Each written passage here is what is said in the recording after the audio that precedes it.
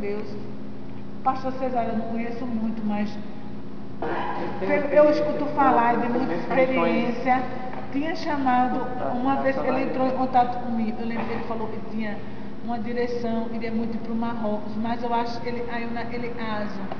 Quando ele olhou para a missão, pelo conteúdo ele já tinha de informações, ele sabia a missão, não tinha como dar uma cobertura para ele como família.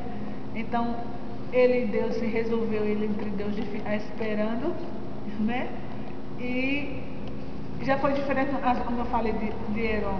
Achou que era o tempo, iria, já, ele percebeu a missão, não tinha como fazer essa cobertura para ele como família, preferiu procurar outra missão, sem mal, sem ressentimento, mas ele queria sair bem, né, de uma forma, na estrutura que ele tem hoje, que ele precisa realmente, como profissional liberal, todo, e eu sei que o nível de trabalho que ele faz lá, o sujeito dele, o meu é menos da metade do dele, porque realmente é muito desafio. Então ele sabe, Deus tem posto fé no meu coração e dentro de alguns anos, não muitos, mas há alguns anos, a missão vai estar bem diferente, assim, porque Deus começou a trazer a poderosa para terminar. Se hoje nós pegássemos uma diretoria nacional que tivesse uma visão transcultural, nós já teríamos recursos para apoiar, para fazer um apoio transcultural bem melhor. É porque a missão já não é tão pequenininha e os recursos que vão a nível nacional de missões também não é tão pouquinho, não. Certo? Mas, porque assim, tem muita. É verdade que a igreja está muito envolvida dentro do país. E precisa, porque ainda tem muita coisa a ser feita. Tem. E pelo que eu tenho conversado assim, diretamente, a começar com a liderança da tesouraria, eles têm procurado ter um equilíbrio na distribuição. Eu não acho que é reprovável, entendeu? De ter ele, por exemplo, quando se tem a oferta de missões, uma parte para local, uma parte para regional, uma parte para transcultural. Isso eu acho isso válido, porque precisa. Agora, a questão que está precisando é mais questão de formação. Graças a Deus que tem nas capitais, e já alguns lugares está tendo num nível mais simples, mas está tendo formação de obreiros. A questão é que talvez precise mais ser trabalhada, e eu comecei a perceber, de ontem para hoje, principalmente hoje eu estava olhando, mas ontem eu fiquei refletindo muito sobre o que aconteceu durante o congresso, eu vi, a minha mente ficou muito aberta para ver assim, como Deus, principalmente as pessoas hoje, eu não sei como é que vai ser a partir da próxima conversão, mas Fátima e Cesário são pessoas de dedicação, de vida com Deus, muito grande, de muito empenho e de nível de formação, de conhecimento, de treinamento teórico, assim, a nível transcultural. Eles participam de muito ICBN, CSTB, todos os congressos de missões nacionais, agora local, trabalham com agências de missões como o Betel, como o Juvep, então vivem ao lado de pessoas como Dávila, então eles escutam muito, eles sabem muito. Então, eles só não têm prática de vivência no exterior e não conseguem, por mais que você lê, é muito diferente de quem vai e vive.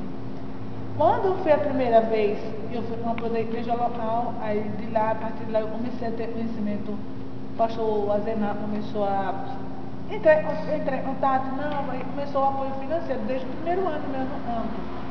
Para mim isso já era uma grande bênção, pelo menos tinha bênção, tinha contribuição. E missão, nós estamos orando, glória a Deus, né? E daí eu sei que ele sempre falou, porque uma vez ou outra eu recebo carta de irmãos ou e-mails de irmãos que eu nunca vi na minha vida, eu nem sabia que existia o bairro. Irmão, o pastor falou e não sei o que, e a gente está orando por você. Então, eu sei que tem um trabalho de divulgação e isso é muito importante. Então, isso, para eu sair só um apoio da igreja local, assim, organizado, sabe? Consciente só do apoio da igreja local, isso foi uma bênção, né? Então, tanto é no retorno, é isso que eu queria dizer. Então, no retorno, quando eu vi o treinamento da Missão Horizonte, dos radicais, e nesse treinamento só exigia 3 salários mínimos, e hoje não existe, não tem como sustentar um obreiro no campo transcultural com 3 salários mínimos, mas era necessário como radical, porque era fundo comum. Então, quando eu saí de lá, eu louvo a Deus pelo treinamento da missão e da forma como Deus fez e tal. Eu aprendi muito, tive muita experiência de ter contato com os missionários de outros, né, de outros países. E eu não fiquei os 2 anos e meio que eu fiquei no Níger, não foi só no Níger, a liderança me escolheu para eu fazer parte de uma equipe de pesquisa no Mali. Depois eu tive a oportunidade de trabalhar em outra região. Quer dizer, isso é um privilégio, porque se você vai só para trabalhar numa cidade, tudo, você está limitado, você não tem dinheiro para fazer viagens.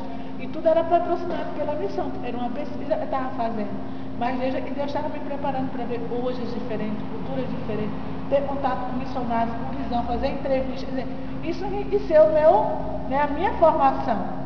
E antes de sair do Níger, eu achei muito válido a liderança local dos missionários e nos orientaram quando retornar para o Brasil, antes de retornar, nos últimos meses lá, nos orientaram a orar, buscar a Deus, buscar saber a vontade de Deus. Ele era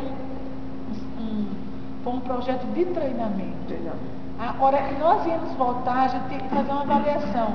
É essa vida, esse ministério transcultural que Deus tem para você, aonde é, onde você vai continuar, se você vai começar o ministério, onde você vai continuar o ministério, com qual agência missionária, no Horizontes mesmo, aonde, que parte, como vai ser, quem vai ser seu mantenedor, galera, tu acha e sai você já tendo uma ideia de quanto tempo você quer retornar para o missionário, você vai retornar para a África, ou você sentiu que não é África, é outra região, você não sabe aonde é.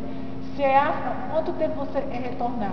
Então foi muito bom, porque a gente não ficou perdido. Por isso é importante uma formação, ter um treinamento, entendeu? Não ia assim perdido. Essas são orientações. Um missionário que tinha mais de 14 anos no campo, em inglês, veio dar uma palestra para a gente, falou muito importante, quanto era importante a gente ser humilde, voltar com humildade para o campo, orar, buscar a Deus, né? Orar, buscar a Deus para ter uma palavra e dizer à igreja no Brasil, porque as pessoas, ainda que quando a gente saiu, eles mesmos diziam, eles me sentam na realidade nossa, assim. Se tem pessoas que saem no anonimato, mas quando retornam, só porque eles morou 2, 3 anos no país, as pessoas começam a ter outros olhos, outra visão e tudo. Então a gente precisava ter saber de Deus que as pessoas estariam mais abertas para ouvir você. Então, se você não tinha nenhuma credibilidade, não era uma porta ia ser aberta para isso. Então, qual é a palavra de Deus que você vai ter para dar para essas pessoas? Então, foram muito boas orientações e foi nesse período, e como eu já tinha visitado o Mali, estava com o coração aberto para trabalhar no Mali, e a Thelma, que era solteira na época, ela tinha feito entrevista comigo, ela também queria voltar, só que quando ela voltou para o Níger, ela casou no Níger, e ela foi morar no interior com o marido dela. E eu fui trabalhar em outra região, quando eu trabalhei na tribo dos Odabos. E nesse retorno, a gente ficou orando, porque as minhas amigas solteiras, que era do sul, aí umas queriam fazer uma coisa, outros queriam fazer outro treinamento, outros queriam para outra região. Aí ninguém estava direcionado a um lado, só a Thelma, e Thelma era casada.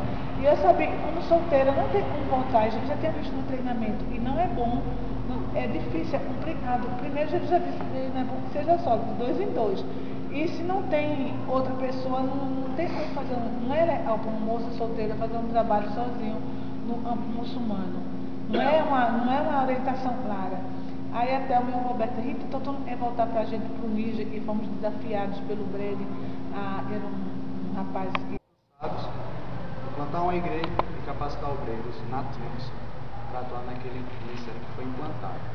Você acha que existe essa diversificação de nomenclaturas porque existe algo diferente? Ou missões só se traduz nisso? E dessa forma a igreja precisa se envolver em todas as maneiras para que o transcultural aconteça de maneira mais efetiva? Eu não deve uma análise da palavra missão, mas falando assim, da missão,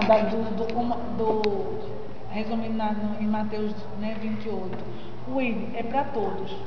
Agora, o pastor Cesarão estava falando, e foi ouvir muito Davi falar, muitas pessoas têm chance de ouvir o evangelho 10 vezes, e não é errado, a gente deve existir até, não pode existir de uma alma. O vizinho ouviu 10 vezes, você não deve parar de falar nem de orar por ele, nenhum parente, nenhum pai, nenhum tio. Mas a gente tem que ter a visão das áreas não alcançadas. E no Brasil hoje, então eu acredito que missões não é a tarefa, o evangelho é a tarefa de igreja ao mundo todo. entendeu? Como disse, está bem claro lá, Mateus, deixa eu só pegar, está bem embasado, eu acho isso tremendo, que dá resposta. Para onde ir? Como ir? E é Mateus 24, 14. Ele dá a dimensão. Vê só. E será pregado este evangelho do reino por todo mundo. Né? E por todo mundo não evangelizado. E pode ser, às vezes, um bairro da nossa cidade onde não tem uma presença ativa da igreja. Por todo mundo. Aí, no Brasil, hoje, qual é a maior necessidade? Os grandes centros urbanos, tem rua da minha cidade que tem 7 igrejas. Uma rua que não tem nem 1 quilômetro. 7 igrejas. Né? Enquanto vai ter um sítiozinho lá que tem uma unidade de 300 pessoas, não tem nenhum crente lá. Acho que hoje nós estamos vivendo um problema. Então, esse é o mundo, entendeu? Todo mundo não é evangelizado mesmo.